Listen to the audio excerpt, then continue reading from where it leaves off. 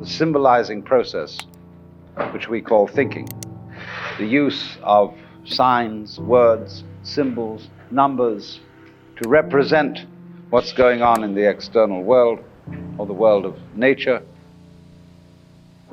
it leads us into a curious confusion that we confuse the symbolic process with the actual world, and always hoping, always thinking that the next time will be it. And this, of course, is an eternal illusion. It's much better, actually. One would be much happier to think that the future is simply deteriorating. I can explain that very simply. Human beings are largely engaged in wasting enormous amounts of psychic energy in attempting to do things that are quite impossible.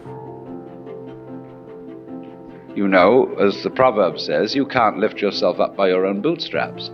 But recently, I've heard a lot of references in just general reading and listening where people say, we've got to lift ourselves up by our own bootstraps. And you can't. And you can struggle and tug and pull till you're blue in the face, and nothing happens except that you exhausted yourself. All sensible people, therefore, begin in life with two fundamental presuppositions. You are not going to improve the world, and you are not going to improve yourself.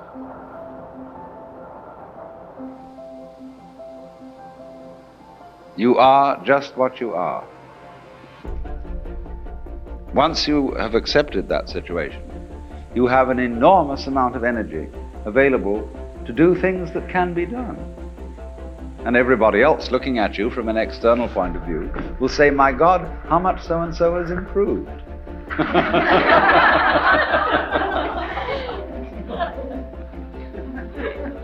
But I know, I mean, hundreds of my friends are at work on enterprises to improve themselves by one religion or another, one therapy or another, this system, that system, and I'm desperately trying to free people from this.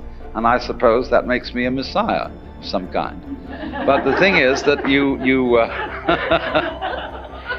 can't do it. One very simple reason is that the part of you which is supposed to improve you is exactly the same as that part of you which needs to be improved.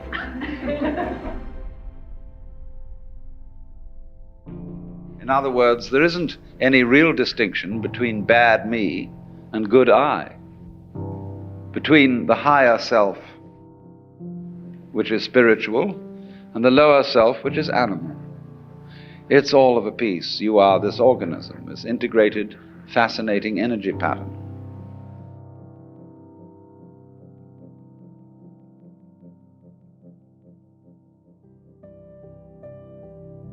Robert Oppenheimer, a little while before he died, said that it's perfectly obvious that the whole world is going to hell. The only possible chance that it might not is that we do not attempt to prevent it from doing so. Because you see, all the troubles going on in the world now are being supervised by people with very good intentions. Their attempts to keep things in order, to clean things up, to forbid this and prevent that possible horrendous damage. And the more we try, you see, to put everything to rights, the more we make fantastic messes. And it gets worse. And maybe that's the way it's got to be. Maybe I shouldn't say anything at all about the folly of trying to put things to right, but simply on the principle of Blake, let the fool persist in his folly so that he will become wise. I'm pitching a case for the fact that the civilization has been a mistake, that it would be much better to leave everything alone. The wild animals are wiser than we, in that they putting it in our crude and not very exact language, they just follow their instincts. And if a moth mistakes a flame for the signal on which it gets a mating call and flies into the flame, so what? That just keeps the moth population down. And the moth doesn't worry. You know, it doesn't go buzzing around in a state of anxiety. It doesn't think consciously about the future. At least we suppose this is so. And therefore it isn't troubled. And but the species of moths goes on and on and on. And so far as we know, it's been around for an incredibly long time. Now we, who look before and after, as Emerson says, and predict, and are always concerned whether this generation is going to be better or worse than the one that came before, we are tormented. And we just don't realize, because of this tremendous preoccupation with time, we don't realize how beautiful we are, in spite of ourselves. Because you see, the conscious radar is a troubleshooter. It's always on the watch out for variations in the environment which may bring about disaster.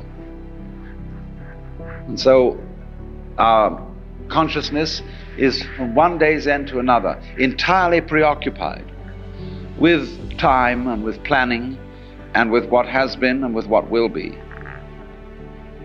And since troubleshooting is its function, we then get the general feeling that man is born to trouble. And we ignore in this preoccupation with conscious attention how marvelously we get on. How, for most of the time, our physical organs are in a fantastically harmonious relationship. How our body relates by all sorts of unconscious responses to the physical environment. So that if you became aware of all the adjustment processes that are being managed spontaneously and subconsciously by your organism, you would find yourself in the middle of great music. And of course this occasionally happens. Well, the mystical experience is nothing other than becoming aware of your true physical relationship to the universe. And you're amazed, thunderstruck by the feeling that underneath everything that goes on in this world, the fundamental thing is a state of unbelievable bliss.